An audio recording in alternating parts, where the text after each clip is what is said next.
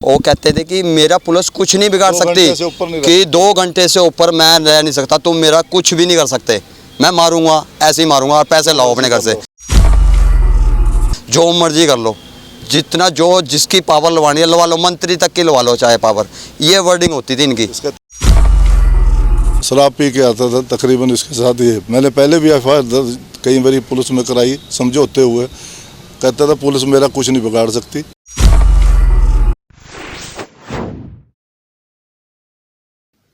आज अम्बाला शहर के दुर्गानगर में एक 30 वर्षीय विवाहिता की संदिग्ध परिस्थितियों में फांसी लगाने से मौत हो गई, जिसके बाद विवाहिता के परिजनों ने ससुराल पक्ष पर हत्या के आरोप लगाए। बताया जा रहा है कैंट की रहने वाली नेहा की शादी 7 साल पहले दुर्गानगर के संजीव से हुई थी और दोनों के 2 छोटे छोटे बच्चे भी हैं, लेकिन दोनों पति पत्नी में विवाद रहता है, जिसके चलते नेहा ने घर में सुसाइड कर लिया।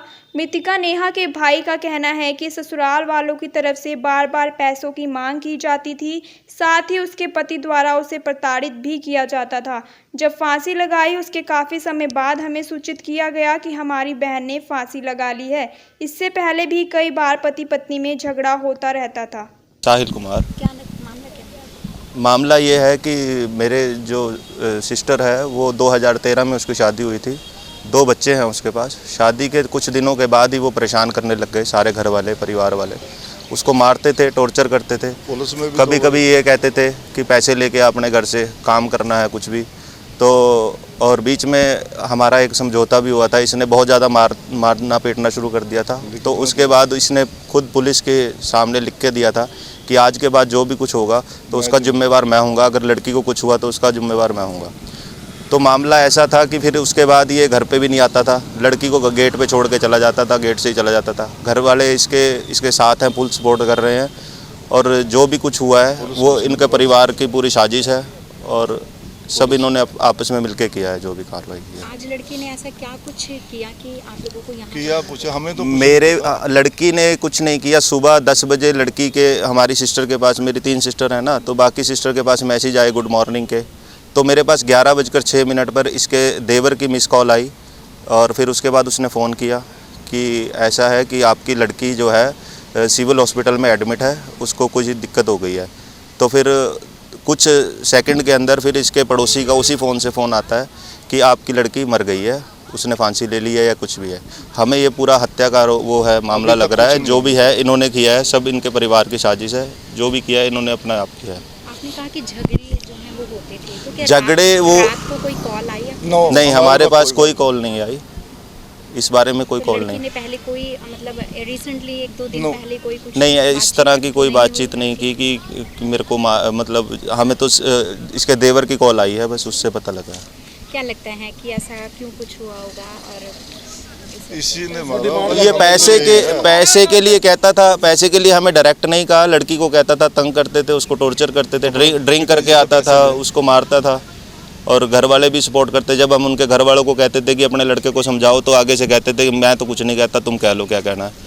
हमें जो करना है पुलिस क्या इस तरह का दबाव बनाते हैं और कुछ नहीं। लड़की हमें कहती थी, कंप्लेंट हमने दर्ज की है। उसने पहले 100 नंबर पे कॉल करके पुलिस से कंप्लेंट हुई है, उसने रिटर्न में दिया हुआ है सब कुछ। मृतका नेहा के पिता का कहना है कि बार बार लड़की के ससुराल वालों की तरफ से पैसों की मांग की जाती थी। मैंने अपनी बेटी को पैसे भी दिए हैं, मेरी बेटी को बार बार ये प्रताड़ित भी करता था, बार बार उसका पति धमकी देता था। हमारी सिर्फ यही मांग है कि हमारी लड़की को इंसाफ मिलना चाहिए। क्या मामला है? क्या सर कार्रवाई होनी चाहिए उचित, जिसने ये कार्य किया उसको सजा मिलनी चाहिए। क्या मामला है? मामला का मेरी बेटी तंग रहती थी, उसको टॉर्चर किया जाता, मारता था, पैसों की डिमांड करता था और शराब पी के आता था तकरीबन इसके साथ ही। मैंने पहले भी एफआईआर दर्ज कई बारी पुलिस में कराई, समझौते हुए।